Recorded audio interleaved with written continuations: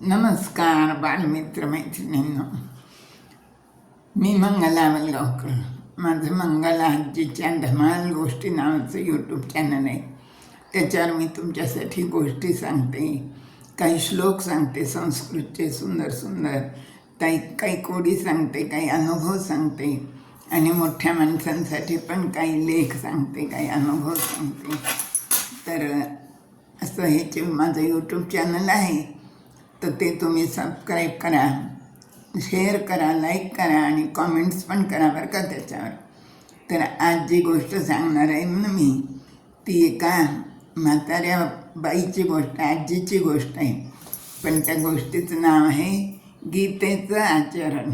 काय नाव आहे गोष्टीचं? गीतेचं आचरण बरं का. ही गोष्ट मीच लिहिलेली आहे बरं का. एका गावात ना 2 कुटुंब राहत होती, शेजारी आणि त्यांचा अगदी खूप लोभ होता, येणं जाणं होतं, खूप मैत्री होती, अगदी घरच्यासारखेच सगळे राहायचे. एकत्र जेवायचं, एकत्र गावाला जायचं, एकत्र सगळं कार्यक्रम करायचे. त्यांची मुलं पण एकत्रच खेळायची. असे छान कुटुंब होती दोन्ही ती. पण काय झालं, त्या एका घरातला एक मुलगा काय झाला, संन्यास घेतला त्याने बरं का. आणि तो संन्यास घेऊन लांब निघून गेला. जवळजवळ तो 25 वर्षांनी मग गावात आला बरं का. आणि गावात आल्यानंतर सहज घरी गेला बरं. आणि घरी गेल्यावर तो नातेवाईकांना भेटला आणि शेजारच्यांची चौकशी केली त्याने. तर मग त्याला कळलं की त्या शेजारच्या ज्या आजी होत्या त्या खूपच म्हाताऱ्या झालेल्या आहेत, त्यांचा नवराही गेला आहे आणि त्या बेड रिडन आहेत, त्यांना आता काहीच करता येत नाही. त्या अगदी अंथरुणावर एका जागेवर पडलेल्या आहेत म्हणून. मग त्याला वाटलं आपण यांना भेटायला जावं, म्हणून त्यांना भेटायला गेला बरं का. तो भेटायला गेला तर अगदी देहाचं मुटकुळं झालेलं, हाडांचा सापळा पाहून तो सहज म्हणाला, काय काकू, फारच वाईट वाटतं तुमची अशी अवस्था बघून. तेव्हा त्या बाई म्हणाल्या, अरे असं मुळीच नाही आहे म्हणे. माझी मुलं आनंदानं माझा सांभाळ करतात आणि आत्तापर्यंत प्रपंचाच्या रगाड्यात चिंतन नामस्मरण करण्याकरता मला वेळच मिळाला नाही. म्हणून परमेश्वराने त्यासाठी मला अशी पूर्ण वेळ संधी दिली आहे. माझी कीव मुळीच करू नको आणि मी अत्यंत सुखी आणि समाधानी आहे. तर असं आहे, त्या परिस्थितीवर मात करून सकारात्मक विचार करण्याची त्या आजींचा त्याचा स्वभाव बघून त्या संन्याशाला खूप आश्चर्य वाटलं.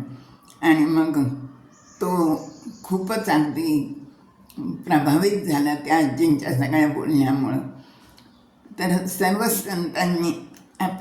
संतांच्या चरित्रात आपल्याला अशी आनंदी वृत्ती दिसून येते. जवळजवळ सर्व संतांचा समाजाने अतिशय छळ केला. दारिद्र्य, लोकनिंदा, हालअपेष्टा अशा अवस्थेतही त्यांचे सुख समाधान कधीच भंग पावल्याचं आपल्याला दिसत नाही.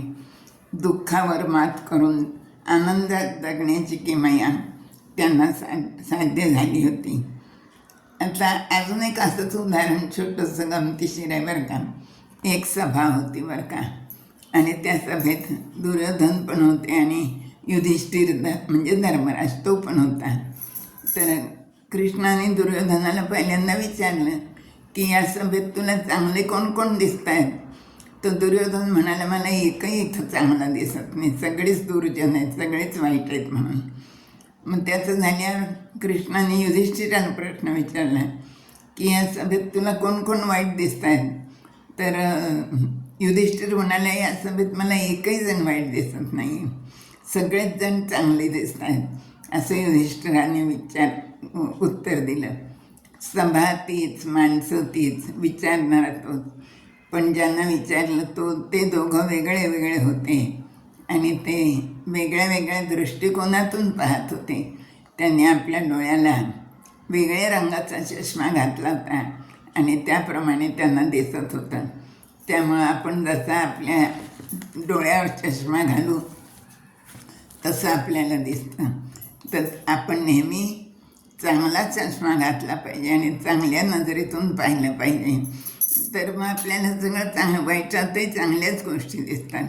तर अशी एक छोटीशी तुम्हाला गोष्ट सांगितली गीतेचं आचरण नावाची.